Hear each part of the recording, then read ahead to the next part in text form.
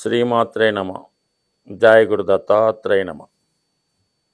ఈ వీడియోలో మనం సెప్టెంబర్ 1వ తారీఖు నుంచి 16వ తారీఖు మధ్యలో ఏర్పడినటువంటి బుధాదిత్య యోగం మీనరాశి వారికి ఏ విధంగా ఉంటుంది అని పరిశీలించినప్పుడు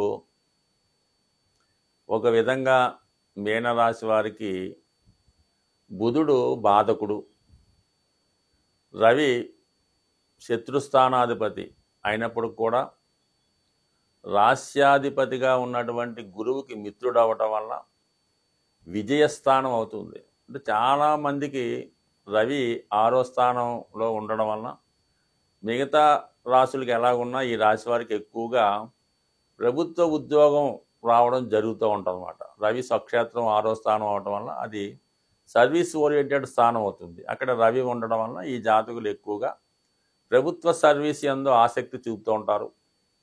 అలాగే ఏదన్నా ఒక రాజకీయ నాయకుడి దగ్గర కానీ ఒక అధికారి దగ్గర కానీ బాగా పలుకుబడి కలిగినటువంటి ఇండస్ట్రియల్ ఎస్టేట్లో పెద్దవాడి దగ్గర సహాయకులుగా, వారికి అసిస్టెంట్స్గా, సెక్రటరీలుగా కూడా పనిచేస్తూ ఉంటారు వాళ్ళ స్థాయిని బట్టి. చిన్న మొత్తం మీద ఏంటంటే ఒక పెద్ద నేమ్ ఉన్న వ్యక్తి దగ్గర, ప్రభుత్వ అధికారులు లాంటి వారి దగ్గర సహాయకులుగా పనిచేస్తూ ఉంటారు. వ్యక్తిగతంగా వీళ్ళు కూడా ఎంత పెద్ద హోదాలో ఉన్నా ఒక మినిస్టర్ గాను, చీఫ్ మినిస్టర్ గాను, అంటే వీళ్ళ పైన ఒక అధికారం ఉండడం జరుగుతుంది. వాళ్ళ కింద వీళ్ళు వాళ్ళ యొక్క సబార్డినేట్గా ఉండడం జరుగుతూ ఉంటుంది. సో ఈ విధంగా ఈ రవి వీళ్ళకి ఉపయోగపడుతూ ఉంటాడు. బుధుడు మరి బాధకుడు అవటం వల్ల మరి అటు చతుర్థ స్థానం, అటు సప్తమ స్థానం, ఈ రెండు కూడా ఏంటంటే స్థిరాస్తులు, మదరు, ఎడ్యుకేషను, భార్య, అఫైర్సు, రిలేషన్సు, అలాగే వ్యాపారం, విదేశీయానం, ఈ మధ్యనే ఎప్పుడు జాతకుడి యొక్క స్థితి మారుతూ ఉంటుంది. వివాహం కాకముందు, వివాహం జరిగేంత వరకు కూడా జాతకుడు మదర్కి అనుకూలంగా, కుటుంబానికి అనుకూలంగా రావడం, పెరగడం జరుగుతూ ఉంటుంది. అంటే ఎవరో ఒకరు ఈ మీనరాశి వారికి బ్యాక్ ఉండి సపోర్ట్ చేస్తూ వాళ్ళ అభివృద్ధికి కారణం అవుతుంటారు. మరి వివాహం ముందు అంటే పంచమ స్థానం కర్కాటకం కాబట్టి మదర్ యొక్క సహకారంతో జీవితంలో పైకి వస్తాడు. ఎప్పుడైతే వివాహం జరిగిందో ఆటోమేటిక్గా భార్య ఆ స్థానాన్ని టేక్ ఓవర్ చేయడం జరుగుతూ ఉంటుంది. ఎప్పుడైతే భార్య టేక్ ఓవర్ చేశారో మరి తల్లిగారికి కామన్గా మరి దూరం అయినట్టు ఆవిడ ఫీల్ అవుతుంటారు. ఈ అబ్బాయి కూడా పెద్దగా ఫీలింగ్ ఉండదు. అంటే ఈ విధంగా భార్యతో ఉన్న తల్లిగారి మీద గౌరవం ఉంటుంది, కానీ తల్లిగారు ఈ విధంగా ఫీల్ అవుతుంటారు, నా కొడుకు దూరం అయ్యాడేమో అని. ఆ కారణం వల్ల కొద్దిగా ఈ కుటుంబ సంఘర్షణ ఈ మిథున రాశి ఈ మీనరాశి వారికి ఏర్పడుతుంటుంది. దానికి కారణం ఏంటంటే ఇదే, ఈ బుధుడు చతుర్థాధిపతిగా బాధకుడు, సప్తమాధిపతిగా బాధకుడు, ఎవరో ఒకరు బాధిస్తూ ఉంటారు. మరి ఇప్పుడు ఏర్పడినటువంటి బుధాదిత్య యోగం అన్నది రవితో కలిసి ఉండడం వల్ల మరి కుటుంబ సంబంధించిన సమస్యల్లో జాతకుడికి రాజీ ఏర్పడి ఆ కుటుంబ సభ్యులు అందరూ కూడా సమానంగా జాతకుడిని ఇష్టపడడం కానీ ఆదరించడం కానీ జరిగే అవకాశం ఉంది. ముఖ్యంగా ప్రభుత్వ ఉద్యోగం కొరకు ప్రయత్నం చేస్తున్నా, లేదంటే ప్రభుత్వ స్కాలర్షిప్ కొరకు ప్రయత్నం చేస్తున్నా, ప్రభుత్వ రుణం కొరకు ప్రయత్నం చేస్తున్నా 100% ఈ సమయంలో మీరు సక్సెస్ పొందే అవకాశం ఉన్నది. అలాగే మరి ఏదో కారణం వల్ల వైవాహిక జీవితంలో ఇద్దరి మధ్య విభేదాలు ఏర్పడి ఆ తగువు కోర్టులో కానీ పెద్ద మనుషుల దగ్గర కానీ ఉన్నప్పుడు మరి ఈ సమయంలో అది సాల్వ్ అయ్యే అవకాశం ఉన్నది. అంటే భార్యాభర్తల మధ్య ఉన్నటువంటి సమస్యలు పరిష్కారమై మళ్ళా ఉభయులు మరి తిరిగి కలుసుకోవడం కానీ రాజీ పడడం కానీ జరిగే అవకాశం ఉంది. ఎందుకంటే మరి ఇప్పుడు చిన్న టెక్నిక్ ఏంటంటే మరి బుధుడు నెమ్మదిగా సెప్టెంబర్ 16 తర్వాత స్వక్షేత్రంలోకి వెళ్ళిపోతున్నాడు.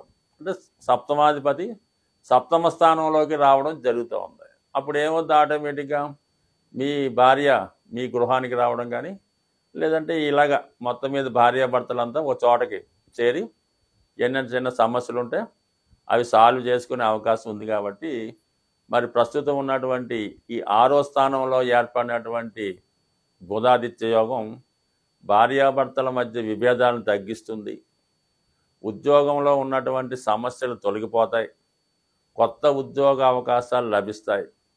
ఫర్ ది సేమ్ టైము స్థిరాస్తి మీద ఏమైనా ఇబ్బందులున్నా, స్థిరాస్తిలో సమస్యలున్నా, మీకైనా స్థిరాస్తి రావాల్సి ఉన్నా, లేదంటే మీ ఆస్తి ఏమన్నా కోర్టు సమస్యల్లో ఉన్నా ఈ సమయంలో అవి సాల్వ్ అయి మరి మీ ఆస్తి మీ స్వాధీనంలోకి రావడం కూడా జరుగుతూ ఉంటుంది. దానికి మరి కుజగ్రహం కూడా భాగ్యాధిపతిగా చతుర్థ స్థానంలో సంచరిస్తూ ఇవన్నీ కూడా మీ యొక్క సమస్యలు పరిష్కరించడానికి రెడీగా అనుకూలంగా ఉన్నాయి. అంటే ఎప్పుడు కూడా జాతకంలో ఒక ఇన్సిడెంట్ జరగాలంటే అనేక భావాలు, అనేక గ్రహాలు మీకు సహకరించాలి. ఏదో ఒక భావం సహకరించినంత మాత్రాన ఇప్పుడు సప్తమ స్థానం ఉన్నది. సప్తమ స్థానంలో గురువు వచ్చాడు అనుకుందాం, మరి అందరికీ వివాహం జరుగుతుందా? ఈ వృశ్చిక రాశిలో ప్రస్తుతం సప్తంలో గురువు సంచరిస్తున్నాడు, మరి అందరికీ వివాహం జరగాలి కదా? అలా ఉండదు. రెండో స్థానం యాక్టివేట్ అవ్వాలి అంటే కుటుంబ స్థానం, అలాగే లాభస్థానం యాక్టివేట్ అవ్వాలి. ఇన్ని స్థానాలు యాక్టివేట్ అయ్యి దశ కూడా అనుకూలించాలి. దశానాథుడు సప్తమ భావం మీద అధికారం ఉండాలి. ఇవన్నీ అనుకూలిస్తే మొత్తం ఏదో విధంగా 9 గ్రహాలు సహకరిస్తేనే ఒక పెళ్లి కానీ, ఒక సంతానం కానీ, ఒక ఉద్యోగం లభిస్తుంది. ఏదో ఒక యోగం ఏర్పడింది, ఏదో గ్రహం వచ్చేసింది, ఏదో దశ ప్రారంభమైంది, మాకు అదృష్టం కలిసి వచ్చేది, శుక్రదశ వచ్చింది, డబ్బు వచ్చేది అనుకోండి, ఎట్టి పరిస్థితులు కూడా జరగదు. అన్ని గ్రహాలు అనుకూలిస్తేనే మీకు మీ యొక్క అభివృద్ధి కానీ, ఒక ఫలితం కానీ దక్కే అవకాశం ఉంటుంది. ఇప్పుడు ఏర్పడినటువంటి ఈ బుధాదిత్య యోగం ఇంచుమించుగా అన్ని రాశుల వారికి ఏదో విధంగా, అంటే యోగం అంటేనే కలిసి వచ్చేది, ఆ లాభం కలుగుతుంది. అయితే ఇంకా మనకి బాగా కలిసి రావాలి అనుకున్నప్పుడు మరి ఈ బుధాదిత్య యోగ ప్రభావం బాగా అదృష్టవంతంగా రావాలంటే అటు రవిగ్రహాన్ని, అటు బుధగ్రహాన్ని మనం ప్రసన్నం చేసుకుంటే ఖచ్చితంగా మీకు ఈ ఫలితం ఇంకా అనేక రెట్లు పెరుగుతూ ఉంటుంది అన్నమాట.